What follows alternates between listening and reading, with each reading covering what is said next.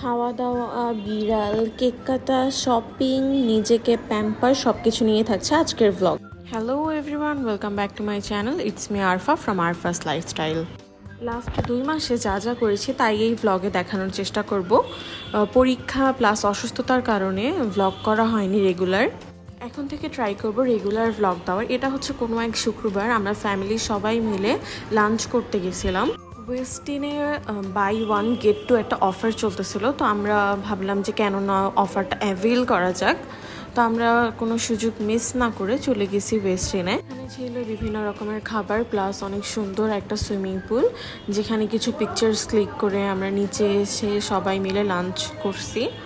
আমার ভাই কিছু না খেলেও ডেজার্ট সে কখনো মিস করে না। লাঞ্চ শেষে আমরা সবাই চলে গেছিলাম সুইমিং পুলে আমার ভাই সুইমিং করেছে। এরপর নেক্সট দিন আমি আমার ভাইকে স্কুল থেকে নিতে এসেছিলাম। তো তারপর আমরা দুজন মিলে মিষ্টি খেয়ে বাসায় চলে আসি। এর মাঝখানে আমি খুবই অসুস্থ হয়ে গেছিলাম, আমার অনেক জ্বর ছিল। তো তার মাঝখানে আমার এক্সামও স্টার্ট হয়ে যায়, তাই তেমন কোনো শ্যুট করা হয় নাই।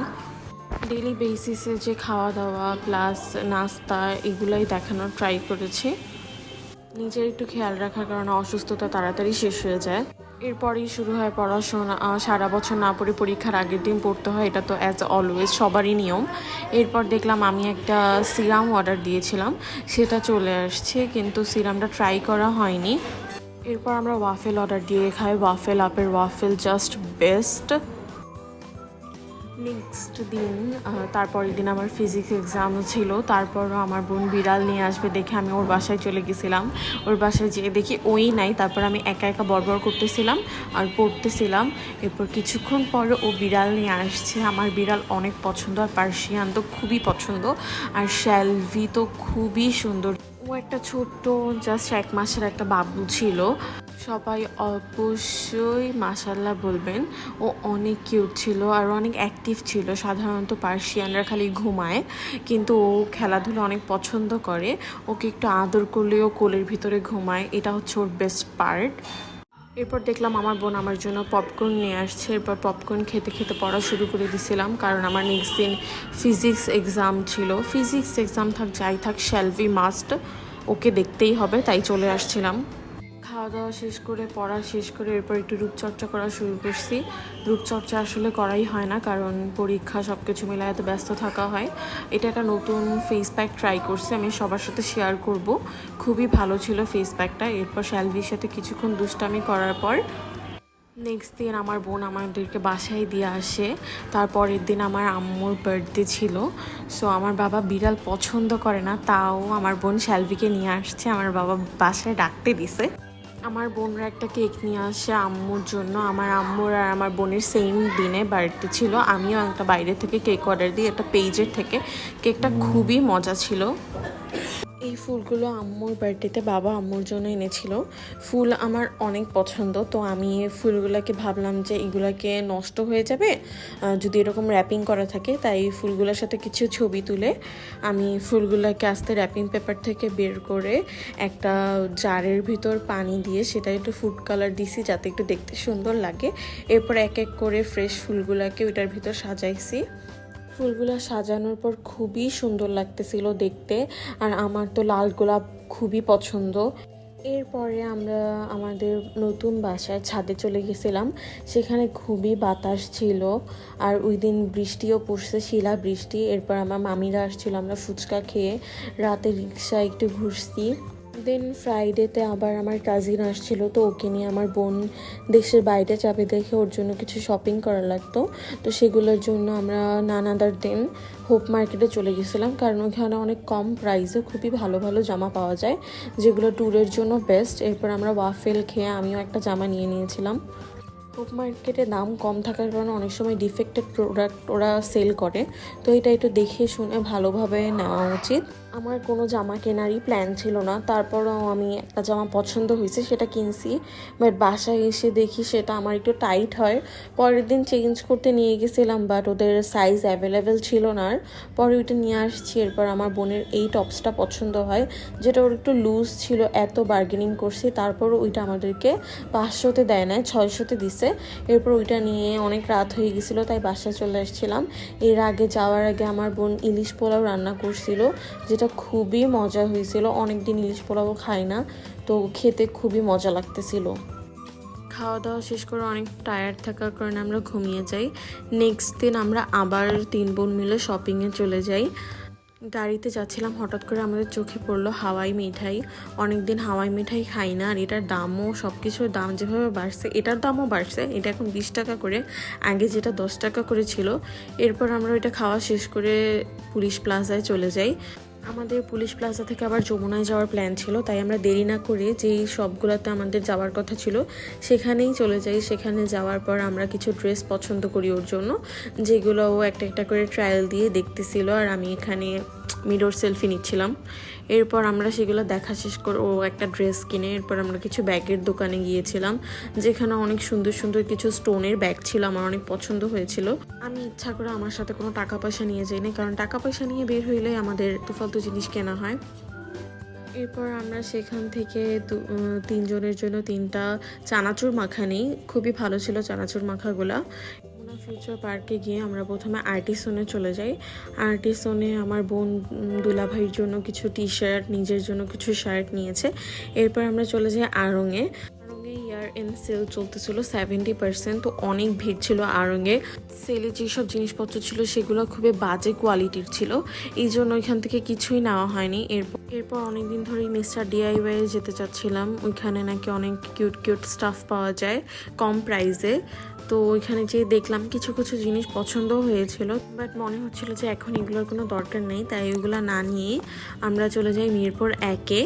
তো দেন ওইখান থেকে আমরা কোকো ক্যাফেতে কিছু খাবার অর্ডার দিই, কারণ আমরা সারাদিন কিছু না খেয়েছিলাম আর অনেক শপিং করা হয়েছে। আমরা 3টা cold coffee, meat box and sandwich order দিয়েছিলাম, সাথে একটা পাস্তাও। ওই 3টা ভালো হলেও পাস্তাটা খুবই বাজে ছিল।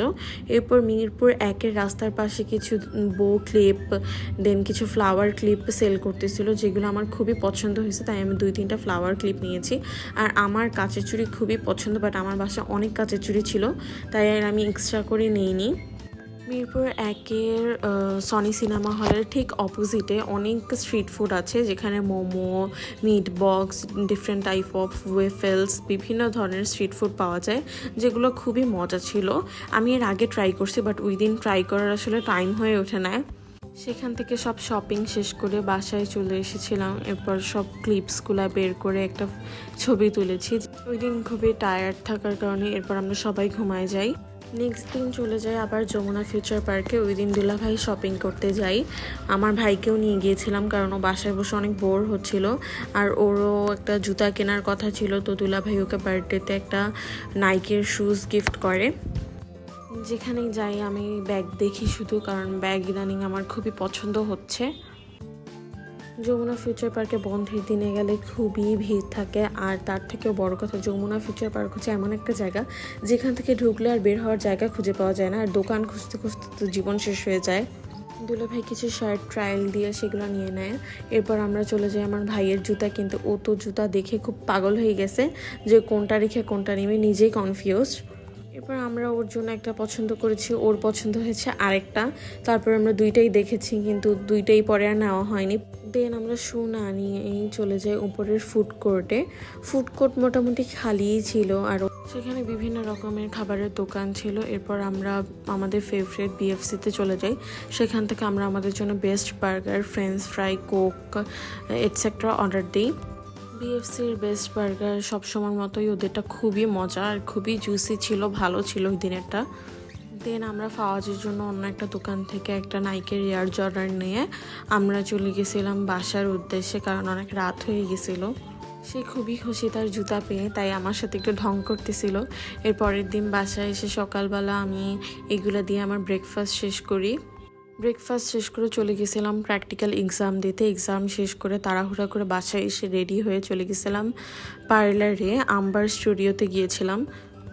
ওদের এটা নতুন ছিল, তাই ওদের অফার চলতেছিল। আর ওই দিন ছিল হচ্ছে 11/11, মানে নভেম্বরের 11 তারিখ।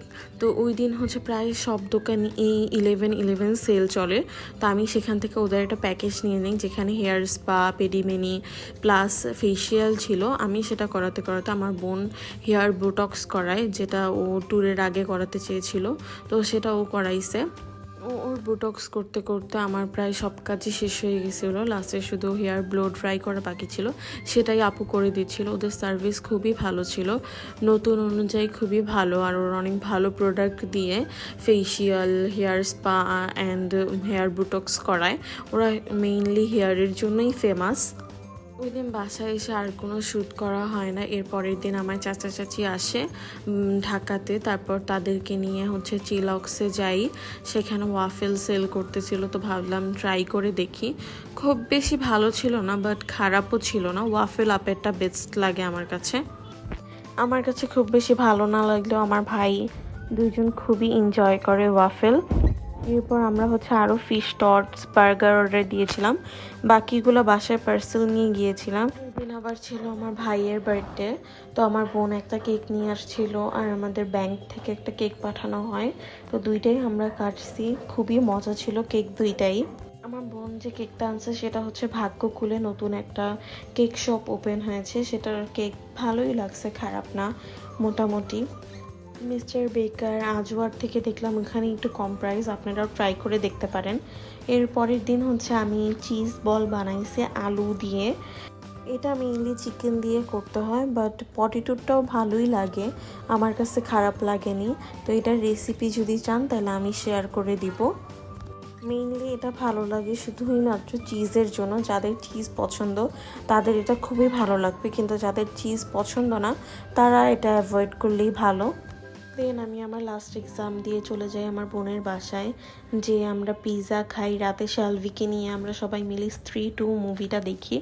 মুভিটা হরর থেকে বেশি ছিল হচ্ছে কমেডি।